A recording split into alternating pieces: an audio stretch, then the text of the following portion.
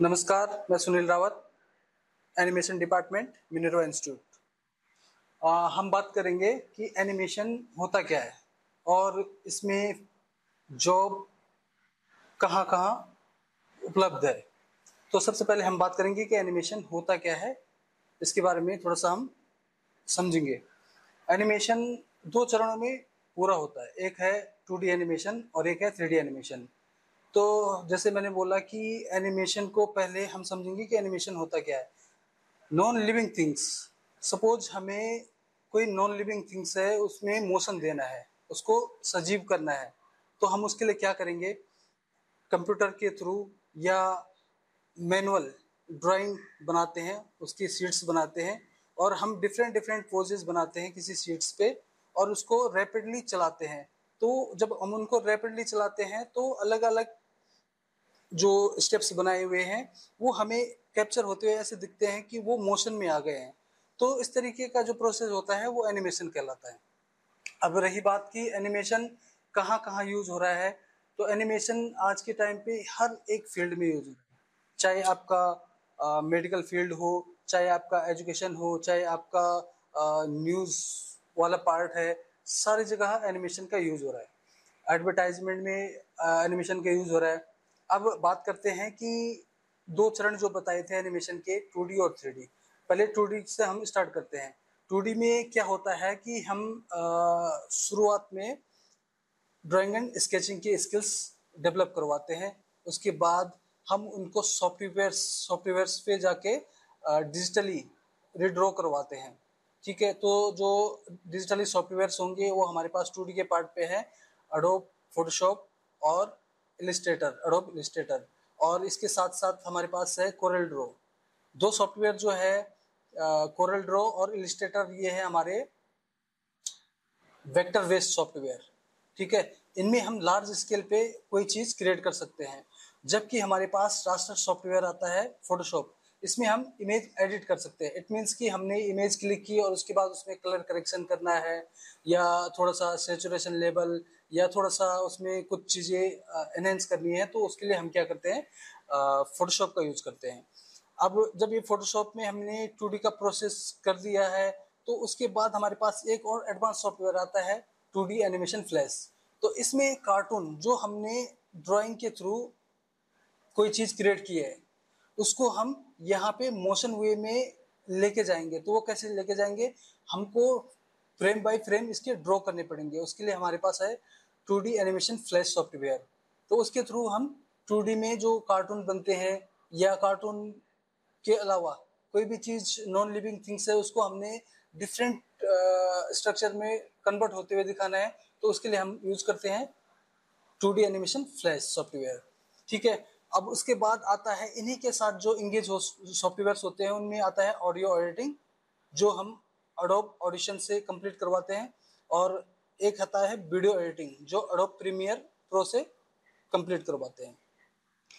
अब जब ये प्रोसेस हमारा कंप्लीट होता है तो ये स्टेप हमारा कहलाता है 2D एनिमेशन का। तो 2D एनिमेशन में जो मैंने ये सॉफ्टवेयर बताए थे और मैनुअल ड्राइंग एंड स्केचिंग का पार्ट बताया था, ये 2D एनिमेशन का पार्ट है।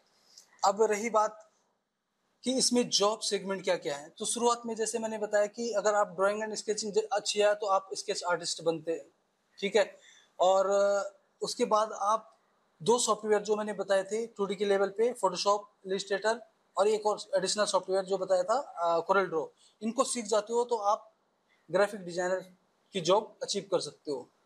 उसके बाद जस्ट दो सॉफ्टवेयर और इसमें इंक्लूड किए थे मैंने, ऑडियो और वीडियो।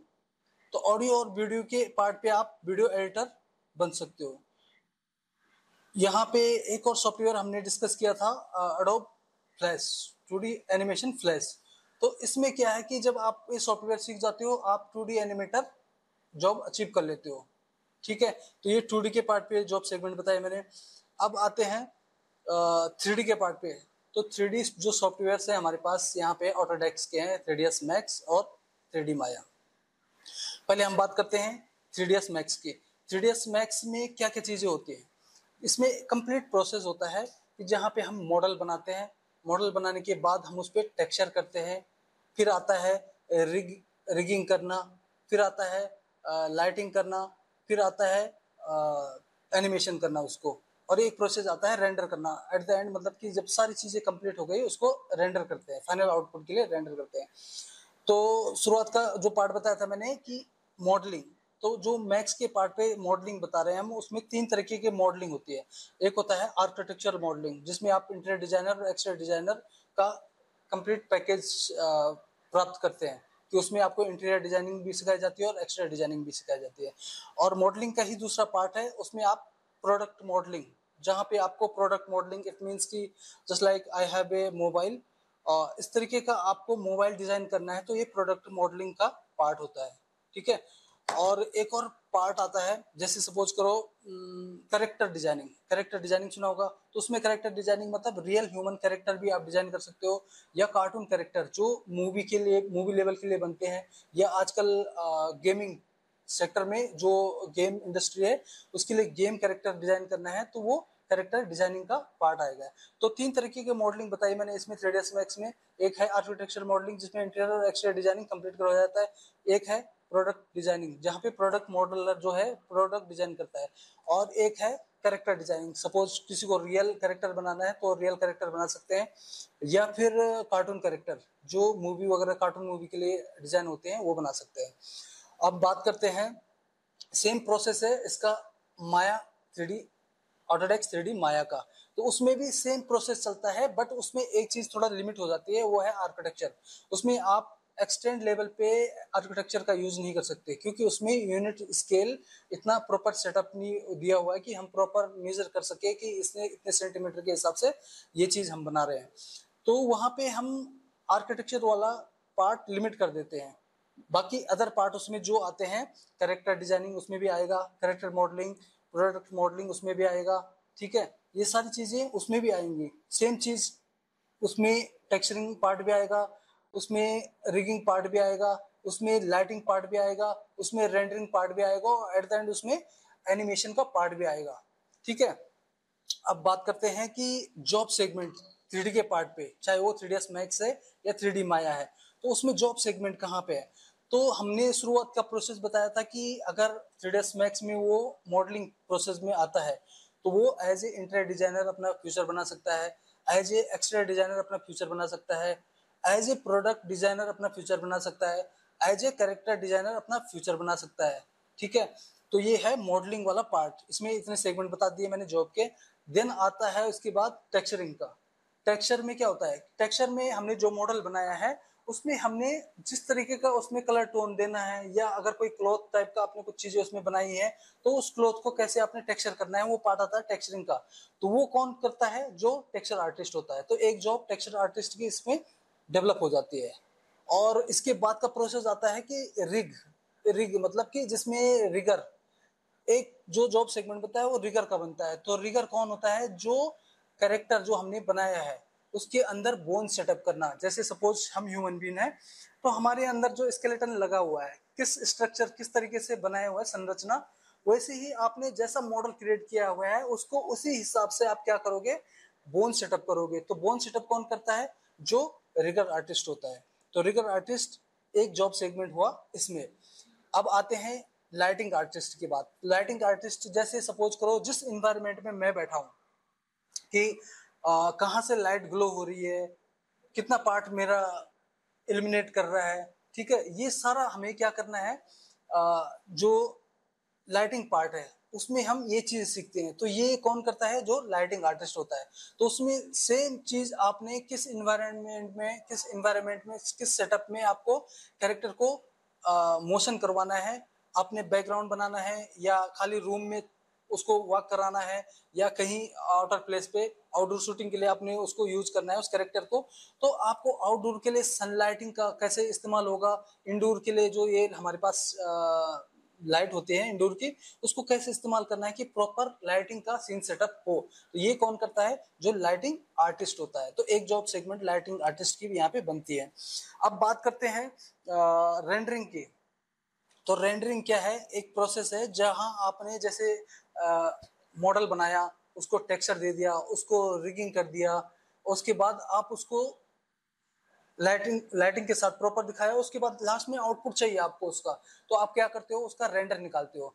तो रेंडर निकालने वाला कौन होता है? Render artist. इट मीन्स कि उसको सारी चीजें पता है कि क्या क्या सेटअप चाहिए इसके लिए, क्या क्या वैल्यू चाहिए कि लाइट प्रॉपर इसमें ग्लो करे, कहाँ पे कौन सी लाइट की इंटेंसिटी कम रखनी है, वो सारा किसमें आएगा? आपका रेंडर सेटअप में। तो रेंडर सेटअप एक रेंडर आर्टिस्ट स्पेशल इस फील्ड के लिए होता है।